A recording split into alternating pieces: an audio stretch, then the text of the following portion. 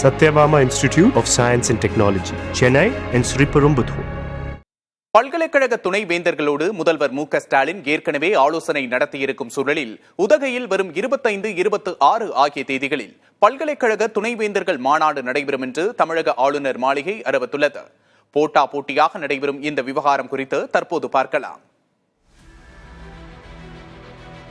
சட்டப்பேரவையில் நிறைவேற்றப்படும் மசோதாக்களுக்கு ஒப்புதல் அளிக்காமல் அதனை தமிழக ஆளுநர் நிறுத்தி வைத்திருப்பதாக கூறி தமிழக அரசு தாக்கல் செய்த மனுவை விசாரித்த உச்சநீதிமன்றம் ஆளுநரின் செயல்பாட்டை கண்டித்ததுடன் சிறப்பு அதிகாரத்தை பயன்படுத்தி மசோதாக்களுக்கு ஒப்புதலும் அளித்தது.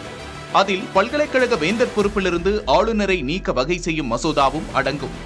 உச்சநீதிமன்றத்தின் தீர்ப்பின் அடிப்படையில் பல்கலைக்கழக துணைவேந்தர்கள் மற்றும் பதிவாளர்களின் கூட்டத்தை அண்மையில் முதல்வர் மு.க. ஸ்டாலின் சென்னையில் நடத்தினார். ஆனால் பல்கலைக்கழக வேந்தராக தான் தொடர்வதாகவும் துணைவேந்தர்களை நியமிக்கும் அதிகாரம் மட்டுமே தனக்கு இல்லை என தமிழக ஆளுநர் ஆர்.என். ரவி தெரிவித்திருந்தார். இந்த பரபரப்பான சூழலில் தற்போது ஆளுநர் ஆர்.என். ரவி தலைமையில் துணைவேந்தர்களின் மாநாடு உதகையில் 25 மற்றும் 26 தேதிகளில் நடைபெறும் என அறிவிக்கப்பட்டுள்ளது. இந்த மாநாட்டில் குடியரசு துணைத் தலைவர் ஜெகதீப் தன்கர் பங்கேற்பார் என்றும் அதிகாரப்பூர்வ அறிவிப்பு வெளியாகியுள்ளது. மாநாட்டில் பல்வேறு துறைசார் நிபுணர்கள் பங்கேற்று பேச இருக்கும் நிலையில் தேசிய அளவில் பல்கலைக்கழகங்களுக்கு இடையே ஒத்துழைப்பை மேம்படுத்துவது குறித்து பேசப்படும் என்றும் கல்வித்திறனை மேம்படுத்துவதில் AI தொழில்நுட்பத்தை புகுத்துவது குறித்தும் மாநாட்டில் பேசப்பட உள்ளதாகவும் ஆளுநர் மாளிகை செய்திக்குறிப்பில் தெரிவிக்கப்பட்டுள்ளது.